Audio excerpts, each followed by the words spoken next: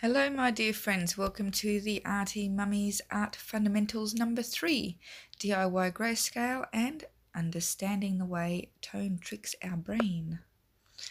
So let's get right in. This is what we're going to be doing today. So when I began this, I actually realised this was something that I had only ever done with acrylic paint. So I decided to make 3 different versions, which then expanded to 4, graphite pencil only, graphite and colourless blending pencil, adding alcohol to half of that, and then the graphite and alcohol on their own. So if you'd like to make your choice of one of these or all 4, then just follow along with me and we'll see how we go. So the first step is to create your grid. We have 5 centimetre squares separated by tape to just make it easier and tidier. And each row has 7 sections. So there's a reason for this, and that's because you need to have at least this many to make a decent grayscale. You can have more, but less is not going to be very effective. In any artwork, you want to have at least 5 different variations of tone to give your painting any kind of impact, or your drawing. And I will go into that in the next lesson, but for now we're going to leave the far left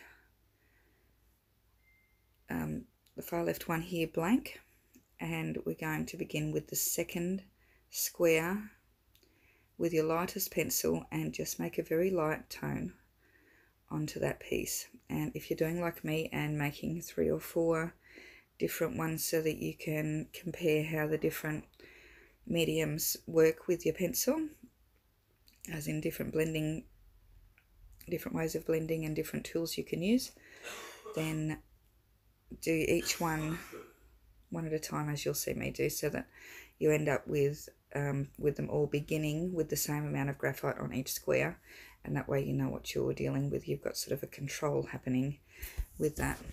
So very, very lightly on your first square, make the lightest tone that you can with your pencil while still having an even tone across the square. And I'm speeding this up quite a bit so that you don't get bored with watching me just colour in little squares. And I did have a little bit of camera difficulty there, so we missed that one. So with each step you want to make sure that it's a full tone darker, and so that by the end of it you reach however many squares you've got, in this case 7, but by the end of it that you reach the darkest tone that you can get with any of your pencils. Now, if just remembering again the rules of shading, you want to be going many layers rather than pressing really hard, because pressing really hard will be counterproductive to keep conserving your tooth on your paper and making them all the same. Okay, step 2 is to grab your colourless blender or your paper blending stump and begin to blend your second row. So we're going to leave the first one as is, as just graphite, and the second one we're going to blend. And I really enjoy the colourless blender. It is basically exactly the same as a coloured pencil, except it doesn't have any of the actual colour in it. So it'll blend with your graphite. It will put that sort of waxy surface onto your artwork that coloured pencil does, and it just blends really well and intensifies your colour and works very well. But also a blending stump works great too. So just work all the way along that second row with your colourless blender and make sure that you get plenty of that down. Put a few layers on and make sure that you get a good sort of coverage with that pencil. And it's nice and easy to see where you've been with it. Excuse me. Just getting rid of that the white spaces that are left by the tooth of your paper without necessarily burnishing your page. It just really intensifies the work.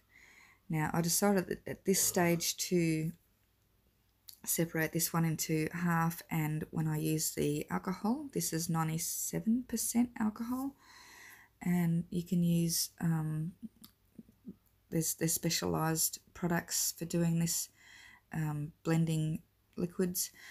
I haven't actually tried any of them because my local stores don't stock them and I just haven't got around to buying any online, but this works quite well. I've watched a few other artists use alcohol in their tutorials, and it seems to be really quite comparable with what you get from the expensive blending fluids.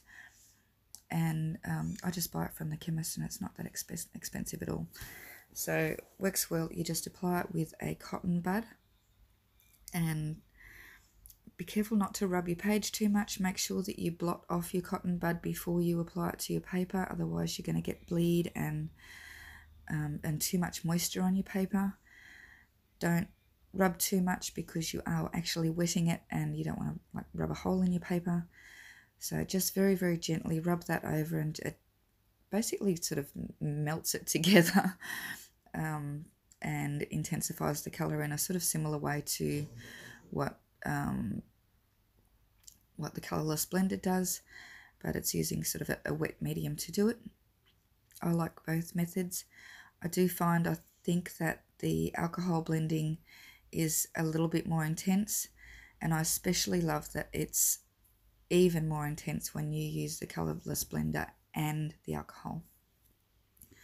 So that was a really nice little experiment to see the difference in the way mediums affect your work, and I would even say that I'd like to use possibly all 4 methods in artworks depending on what kind of finished product I'm going to be looking for with it. So experiment, have fun, and see what works for you.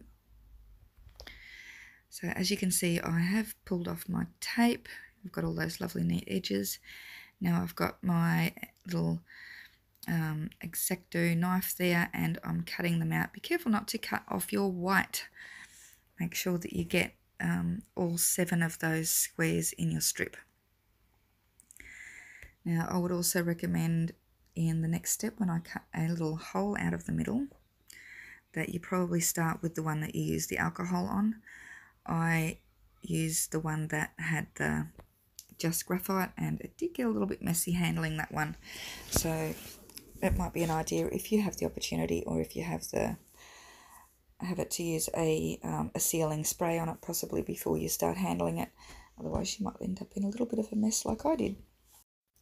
So next step here is to measure out and rule up 1 centimetre square in the centre of each of your coloured toned squares, and then to cut those out as well. Now you only actually need to do this once, because you can use the first one that you've done as a template, so all that tedious measuring doesn't have to be done 3 times or 4 times.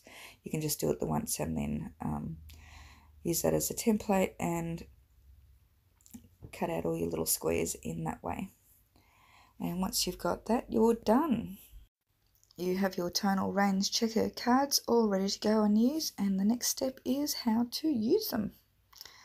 And a little explanation on why we actually need them, because tone can trick our brains and make us make mistakes in our art.